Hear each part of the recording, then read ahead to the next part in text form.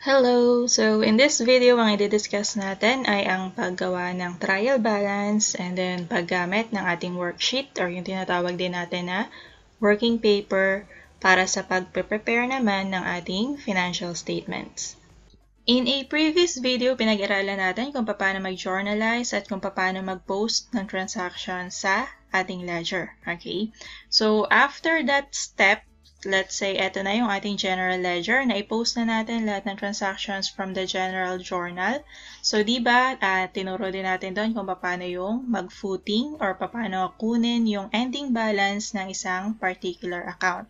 So, normally, ginagawa to after, every period. Karamihan ng businesses, gumagawa sila ng monthly report. So, every month, pwedeng kunin nila yung ending balances nitong mga accounts nila. Okay? So, after ng journal, 'di ba, ilalagay natin sa ledger. Tapos, after nitong ledger, ang kasunod na step na nito ay paggawa ng tinatawag natin na trial balance. Okay? Yung trial balance, hindi siya, hindi siya formal or hindi siya official financial report. Siya ay parang preparatory na report. Ginagamit siya or it's like a tool din, parang yung T-account lang natin, na ginagamit para sa paghahanda nung actual na financial statements. Okay, yung mga formal financial statements natin. Okay, so anong gagawin natin dito? So, di ba meron tayong mga accounts dito? Bawat account title, meron tayong ledger. Tapos, after every period, di kukunin natin yung ending balance, di ba?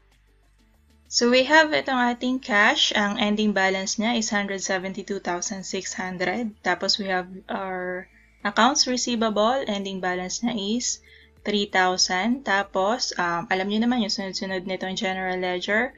Depende din dun sa pagkakasunod-sunod ng mga account titles dun sa ating chart of accounts. So, lahat ng may balances dito ay pipick up lang natin, tapos ilalagay natin siya dun sa trial balance. Anong hitsura nitong trial balance natin? So, we have yung company name, trial balance, para alam natin kung anong klase ng report yung binabasa natin. And then, as of yung month end or period end, kung kailan natin gagawin yung report or kailan natapos yung report. Let's say for the month of December 2020. So, as of December 31, 2020. Okay? So, ano yung mga makikita natin dito? So, we have yung ating account titles na matatagpuan sa chart of accounts. Sila mismo. Lipat lang natin dito. So, andito lahat. Yung presentation niya, yung pagkakasunod-sunod, di assets muna. Pagkakasunod-sunod niya, dun accordingly, dun sa ating chart of accounts. And then, we have our liabilities, kasunod. And then, yung ating capital accounts or equity accounts. We have the capital drawing and then the income summary. Although, temporary lang naman to. And then, we have yung ating income account saka yung expense accounts natin. Okay? Tapos, we have 2 columns para dun sa debit and credit natin. Okay? So, di ba, alam naman natin, kapag assets, ang normal balance niya ay debit. And then, yung ating mga liabilities, normal side nila ay credit. Ganun din sa ating equity account. And then, para sa income, normal side natin is credit din. And then, expenses, debit side. Okay? Pagdating dito sa equity, yung drawing, edi debit side din siya. Okay? So, anong gagawin natin? Kunin natin yung mga ending balances nitong mga accounts na to galing sa general ledger natin. So, yung cash, 172,600. Lagay natin dito. And then, yung accounts receivable, 3,000. Lipat mo dito sa trial balance. And then, notes receivable, 5,000. Again, andito siya sa trial balance. Supplies, walang entry tayo for this year. Tools, 30,000 ng kanyang ending balance. Ayan. So, andito pa din yung account title na supplies kahit 0 yung balance niya. So, kumbaga, alam natin na merong account sila for supplies pero in particular, wala silang or at the end nitong reporting period, 0 yung balance niya. Okay? Either may pumasok or wala or may pumasok pero naubos din agad. Okay? And then, we have yung tools na 30,000 niya. wala pa tayong entry for the contra asset account natin, yung mga accumulated depreciation, ano. Ito kasi ay yung before adjustments na trial balance. Ano. Later on, baka may ma-introduce na later on, i-introduce natin yung adjustments, okay?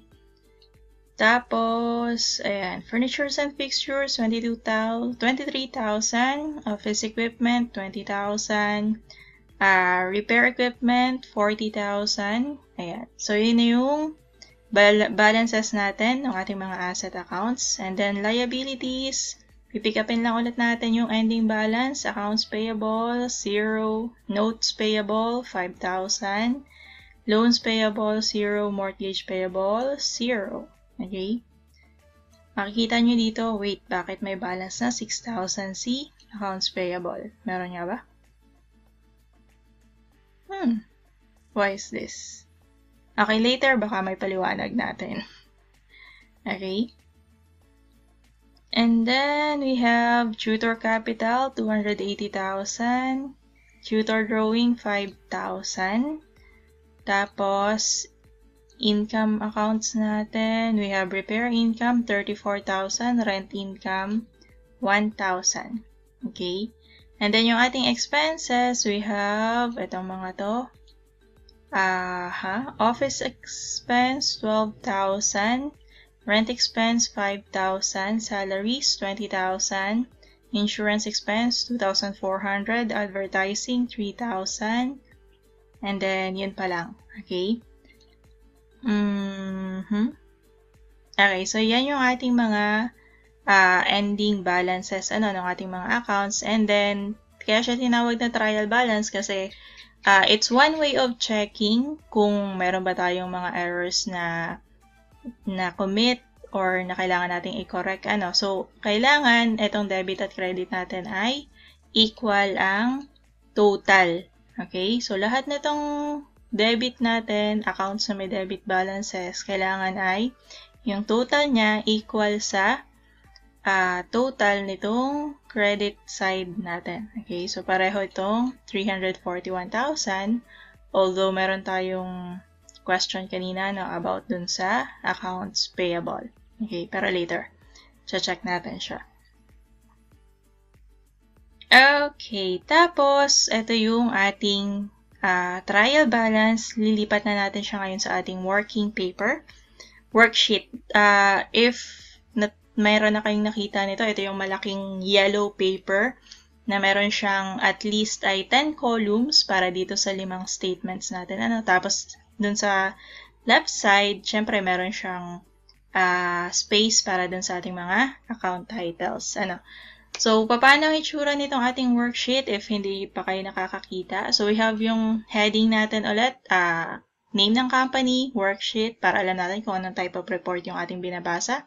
And then, yung period covered nitong ating financial report. Okay?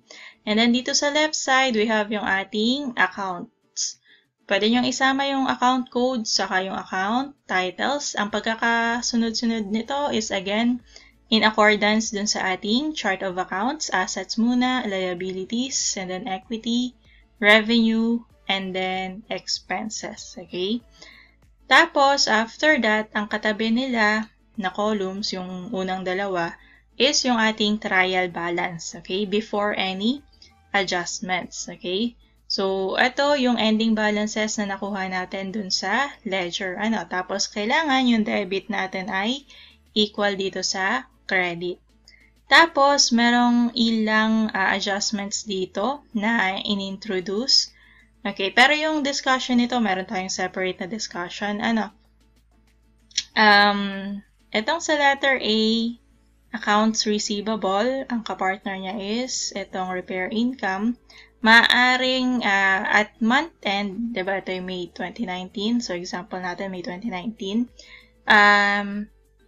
nung mismong last day ng May 2019, pwedeng may natanggap sila na, may na-render sila na service, itong repair income, tapos hindi pa nila natatanggap sa kanilang mga customer, pero na-render na nila. So, binil nila ngayon yung kanilang mga customer. So, meron silang accounts receivable, debit, tapos ay meron silang credit to repair income. Okay? Pero syempre, itong adjustments na to, ilalagay din nila to sa journal. Pero since, tipong last minute, mismong last day na nung reporting period nila naalala na meron pala silang na-render na service na ganito, tapos ay hindi pa nila nabibill yung customer, ngayon lang nila binil din mismo. So yan, dito na siya sa adjustments mag-a-appear.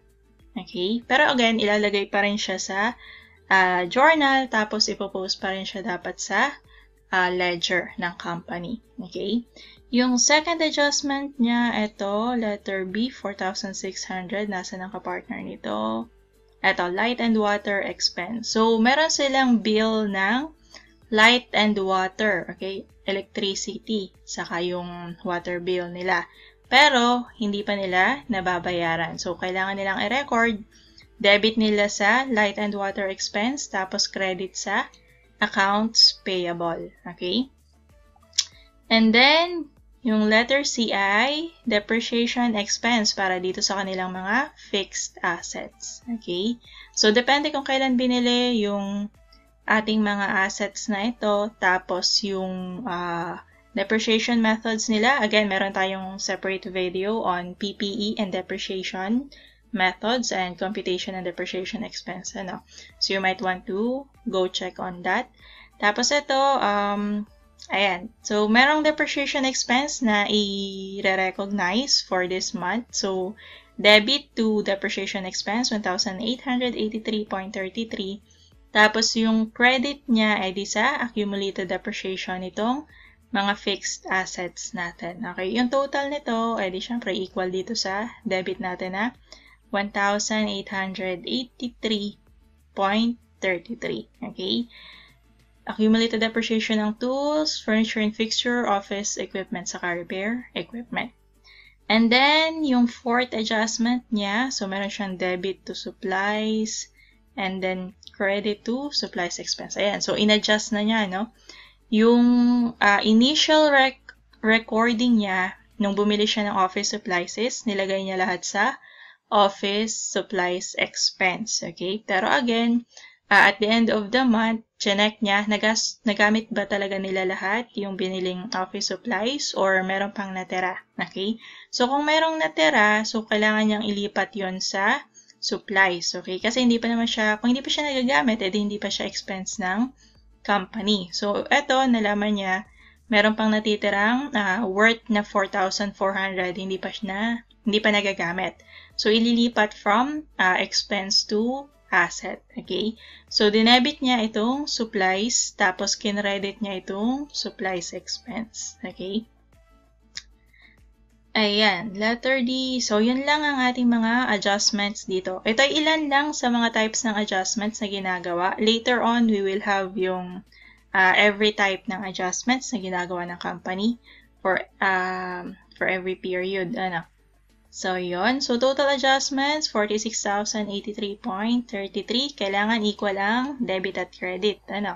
And then, ito na yung ating kasunod, yung adjusted trial balance. Basically, ito lang ay itong figures na to ay galing dito sa trial balance at itong adjustments. Okay? Kapag yung account, wala namang adjustments, edi carry over mo lang. 172,600. Ayan.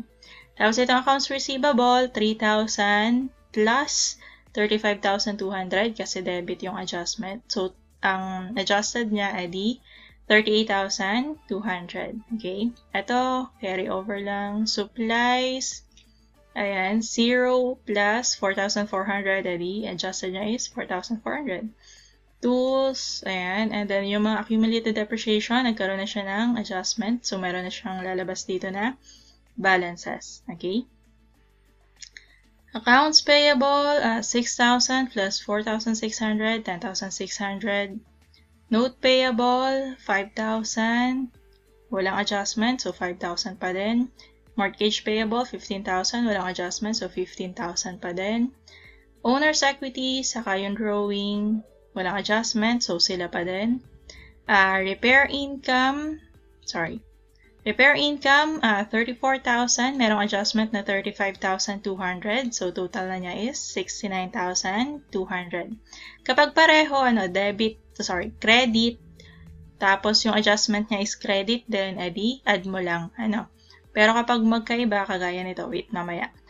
Okay, so yung rental income, carry, walang adjustment, so carry mo lang dito. Ito na, expenses, we have office supplies. Diba debit ito, 12,000. Ang adjustment niya is credit. Okay? Ang expense, ang normal balance niya is debit. Okay?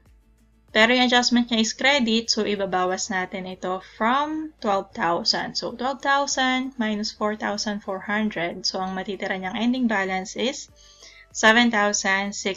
Ito yung adjusted balance niya. 7,600. Okay? And then itong rent, salaries, insurance, advertising, wala namang adjustment. So, sila pa din yung lalabas dito sa adjusted trial balance mo. Light and water, merong adjustment. So, yun yung mag-appear. Depreciation, walang balance dito, pero merong adjustment. So, yun yung lalabas dito sa adjusted trial balance natin. Okay? So, after nun, edi syempre, dapat equal pa din ang iyong debit and credits. Alright?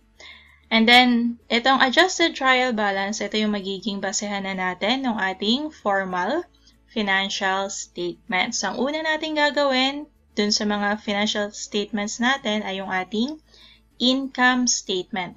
Isa-summarize muna natin yung income against expenses para malaman ng company kung kumita ba siya or nalugi ba siya, okay? Profitable ba siya or naka-incur siya ng loss, alright?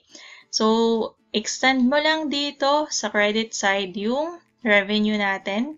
Tapos dito sa debit side, extend mo lang itong expense accounts balances natin, okay? So, dito lang naman sila galing sa adjusted trial balance. Sila mismo yan. Okay, so total ng ating income is 70,200. Total ng ating expenses ay 44,483.33. Kunin mo yung difference nito. So, meron difference na 25,716.67. Profit ba to or loss? Kapag mas malaki yung income kesa sa expense, edi ito ay profit. Right? Kung mas malaki yung expense kesa sa Kung mas malaki yung expense kesa sa revenue, edi loss ang lalabas dyan. Alright? But in this case, again, mas malaki yung revenue, 70,200 compared dito sa expenses. So, itong difference ay net income. Okay? And then, itong net income kasi, i-close natin ito sa owner's equity. Kaya nauuna rin natin siyang ginagawa. Okay? Paano siya i-close sa equity? Diba, i-close natin itong income sa income summary. Tapos, itong expenses, i-close din sa income summary. Tapos, yung income summary, yung balance niya ay i-close sa capital account. So, diretso na natin dito. Yung last natin na 2 columns ay yung ating balance sheet, so debit credit niya. And then, para dito sa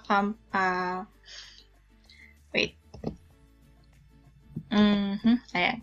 Para dito sa balance ng equity or tutor capital, bale itong ending balance niya, ibabawas na natin itong drawing capital, tapos yung adjustments nitong itong ating net income or loss. Okay? Kung net income, edi add natin siya dito.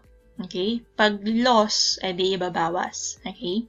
So, anong computation nito? Itong 280,000 minus itong drawing, kasi di ba kabawasan ang drawing sa ating capital. So, minus 5,000 and then plus 25,716.67 kasi ito ay profit or net income. Okay?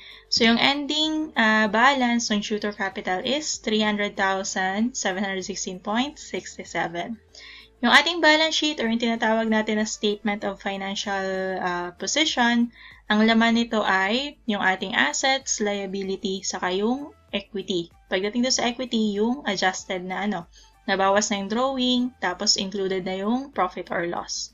So, extend mo lang dito, mula dito sa ating adjusted trial balance, yung ating ending balances ng assets, Tapos yung contra asset accounts natin, accumulated depreciation. And then we also have yung liabilities natin.